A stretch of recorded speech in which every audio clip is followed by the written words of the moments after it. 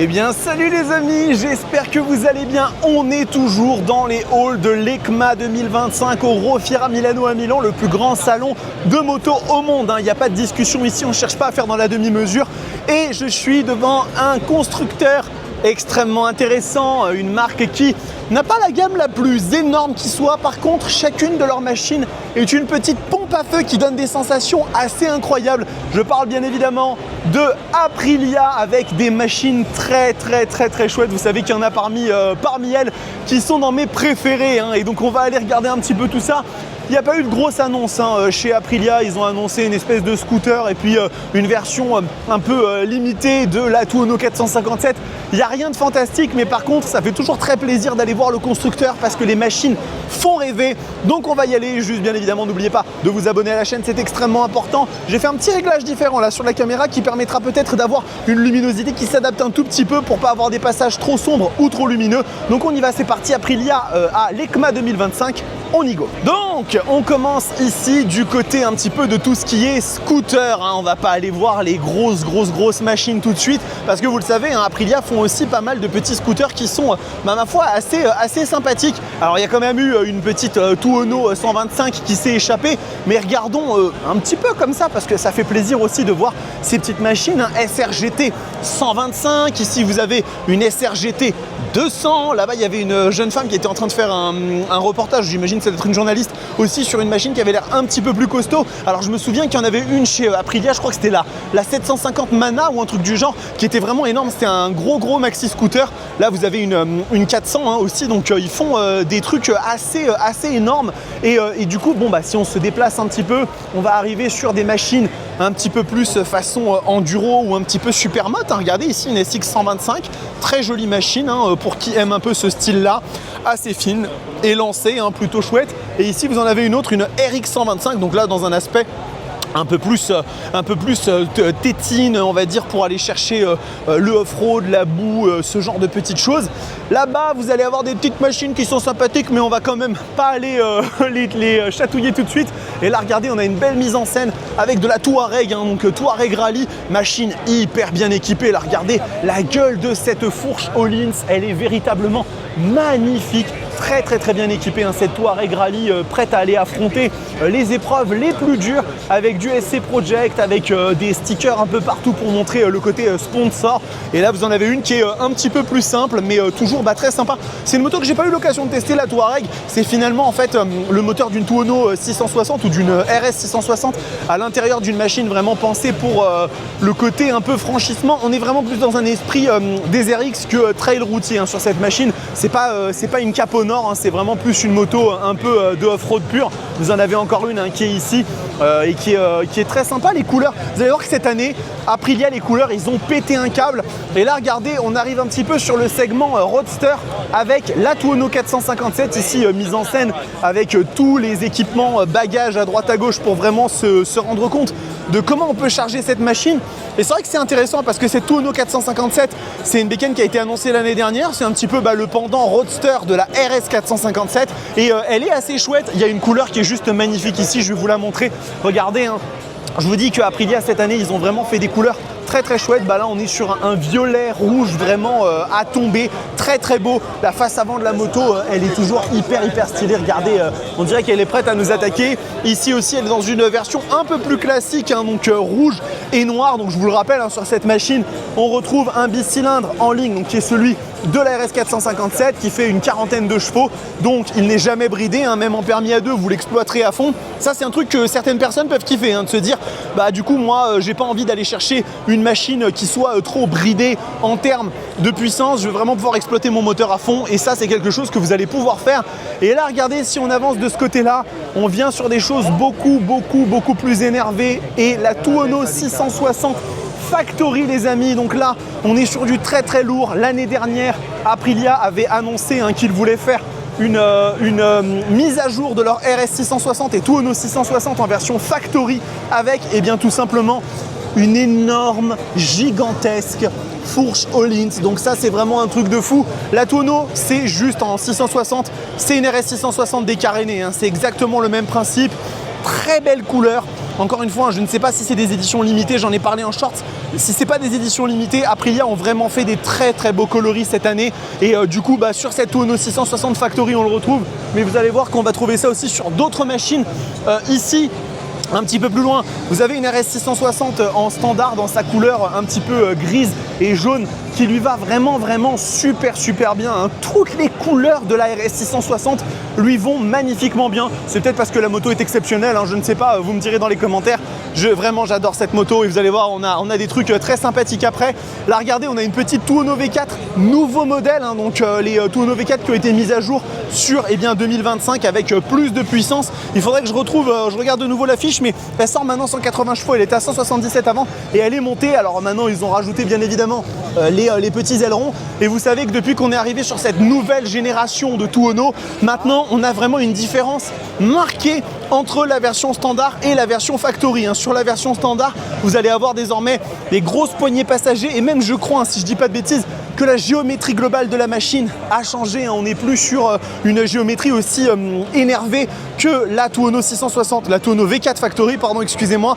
Mais on a toujours beaucoup d'assistance électronique, une bécane qui est super bien dotée avec des étriers Brembo. Ce qui va changer bien sûr sur la version Factory, ça va être surtout les suspensions semi-actives et c'est bien qu'on en parle parce que justement cette Tuono V4 Factory, elle est là. Et quand je vous dis que cette année, Aprilia, ils ont pété un câble sur les coloris, regardez-moi la gueule de cette moto, elle est magnifique, elle est impressionnante cette Tuono V4 Factory. Regardez-moi ça.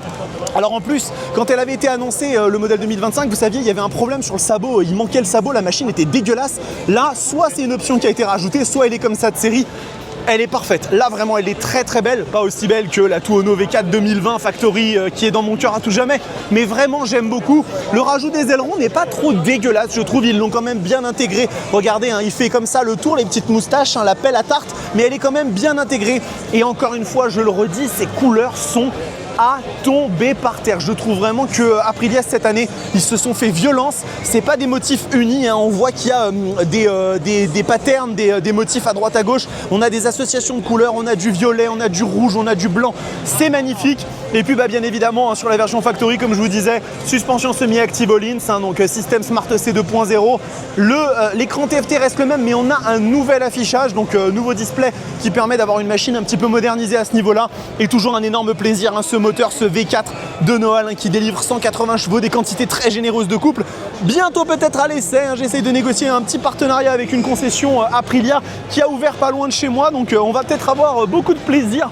Et en parlant de plaisir, eh bien regardez, on a des très jolies hôtesses bien évidemment, mais c'est pas le sujet. Ce qu'on veut regarder, c'est les machines de MotoGP qui sont monstrueuses. Regardez-moi la gueule de ce truc.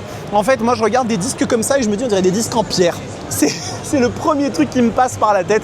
Je n'ose pas imaginer la puissance que font ces motos. C'est un délire. On est là vraiment sur de la machine de compétition. Je suis un peu déçu par contre. Je m'attendais à ce qu'il y ait une RS V4 Extrema et en fait elle n'a pas été présentée. Donc mon cœur saigne un petit peu, mais c'est pas grave parce qu'on a quand même de très beaux engins à montrer ici. Regardez, elle est vraiment magnifique celle-là. Et puis petit à petit, on arrive un petit peu vers la fin du stand. Et là, regardez, je voulais vous montrer l'équivalent de la Tuono, mais en version sportive. RS V4 Factory 2026. Je pense clairement que là, je viens de faire l'association. La couleur est la même. Regardez-moi cette machine, elle est incroyable. Cette couleur, les amis, cette couleur, regardez-moi comment elle est énervée, elle n'a qu'une seule envie, c'est de venir vous défoncer, vous emmener. Et franchement, encore une fois, l'intégration des ailerons qui est plutôt très bien faite comparée aux Panigale, qui sont pour moi vraiment l'exemple à pas suivre. Je déteste les ailerons sur les Panigale. Sur cette machine, ça lui va très bien. Et encore une fois, là, cette machine, elle est importante. J'arrête pas de dire machine. Pourquoi? Parce qu'en fait, là, vous avez devant vous l'hypersport de série la plus puissante au monde. Quand on accepte les séries spéciales type Panigale V4R et compagnie, cette RS V4, on est à 220 chevaux. C'est du délire. Et bien évidemment, les équipements vont avec, parce que sur la partie cycle, vous avez une fourche Öhlins qui est exceptionnelle, qui doit être une NPX 2530. Je pense qu'on n'est plus sur de la NX30.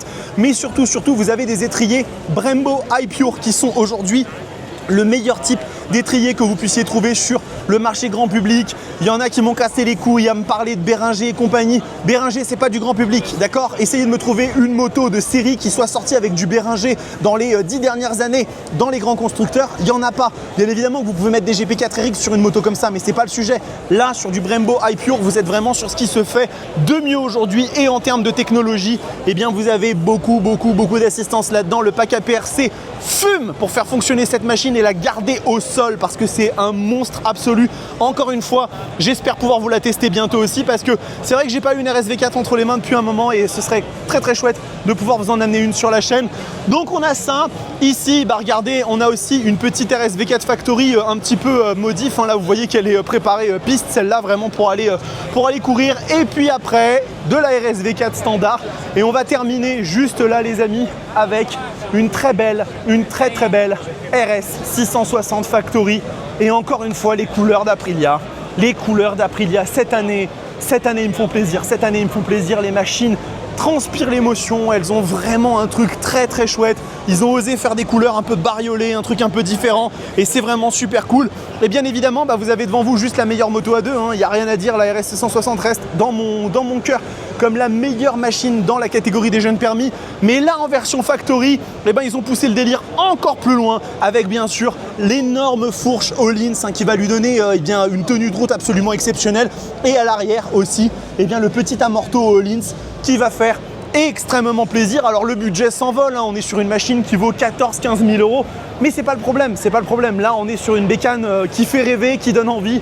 On pousse le moteur, on est à 105 chevaux hein, maintenant, si je dis pas de bêtises, regardez la petite fiche technique, 105 chevaux, 70 Nm, un vrai plaisir cette moto. Bah, on en a une à la maison, pas une Factory, mais celle de Mathilde hein, qui est une RS 660 et qu'on adore, hein, on la roule très régulièrement.